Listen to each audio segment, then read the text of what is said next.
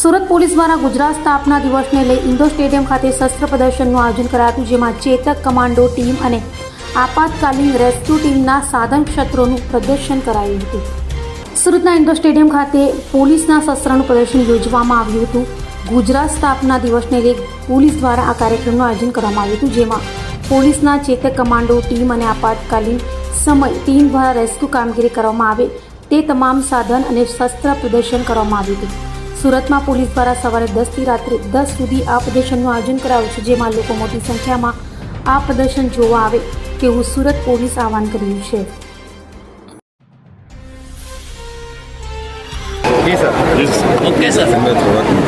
પહેલી મે ગુજરાતના સ્થાપના દિવસ હોય છે.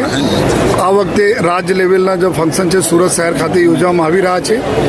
એના જ ભાગરૂપે આજથી 29 એપ્રિલથી લઈને 1 મે તક સવારે 10:30 વાગ્યાથી લઈને રાત્રે 10:30 વાગ્યા તક ઇન્ડોર સ્ટેડિયમ અઠવા ખાતે એક ગુજરાત પોલીસ દ્વારા આપણે ગુજરાતના સુરક્ષા અને ગુજરાતના પ્રજાજનોની સુરક્ષા માટે લેવાતા ઉપયોગમાં લેવાતા તમામ એવા ઇક્વિપમેન્ટ્સ હથિયારના ખૂબ સરસ અહીંયા પ્રદર્શની રાખવામાં આવેલી છે. જો આ 3 દિવસની પ્રદર્શની છે તો મારી એક રિક્વેસ્ટ છે બધા સુરતના નગરજનો છે કે આપ આપના સપરિવાર અહીંયા પધારો, બાળકોને લઈને આવો અને આ બધા પ્રદર્શનીના જો લાભ લો. જોઈએ માનનીય મુખ્યમંત્રી શ્રી, માનનીય ડિપ્ટી સીએમ સાહેબને બી એક એવા અપીલ છે જોઈએ કે અમારા વધુમાં વધુ લોકો આવે અને આ જાણે કે એની સુરક્ષા માટે જો એના પોલીસ બળ જો તૈનાત છે એના કઈ પ્રકારના ઇક્વિપમેન્ટ્સ હોય છે.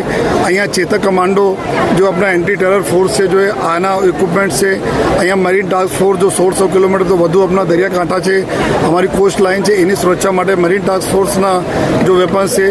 સ્ટેટ ડિઝાસ્ટર રિલીફ જો ફોર્સ છે અમારી, જો જેમાં પૂર હોય કે કોઈ કેલેમિટી આવે તો એના માટે ઉપયોગમાં લેવાતા તમામ એવા સાધનો જો એના અહીંયા ડિસ્પ્લે છે. જો બોમ્બ ડિટેક્ટ કરવા માટે, ડિફ્યુઝ કરવા માટેના જો સાધનો છે એના અહીંયા પ્રદર્શન કરવામાં આવેલા છે.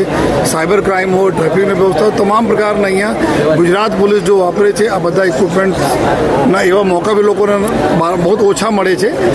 એના માટે હું બધાને રિક્વેસ્ટ કરીએ છીએ લોકો આવે અને અહીંયા આવીને પ્રદર્શનીના લાભ લે. અને તમામ સ્કૂલ કોલેજીસને બી અમે રિક્વેસ્ટ કરીએ છીએ આ બધા બી આવો, अपने समय प्रमाणे आओ और અહીંયા લાભ લો, એ બધાને અમે રિક્વેસ્ટ કરીએ. અભય થઈને નિષ્પક્ષતાથી નિરપેક્ષ રીતે વાસ્તવિકતાનો અરીસો રૂપી સચોટ માહિતી લાવતો સત્યની સાથે અભય ટાઈમ્સ.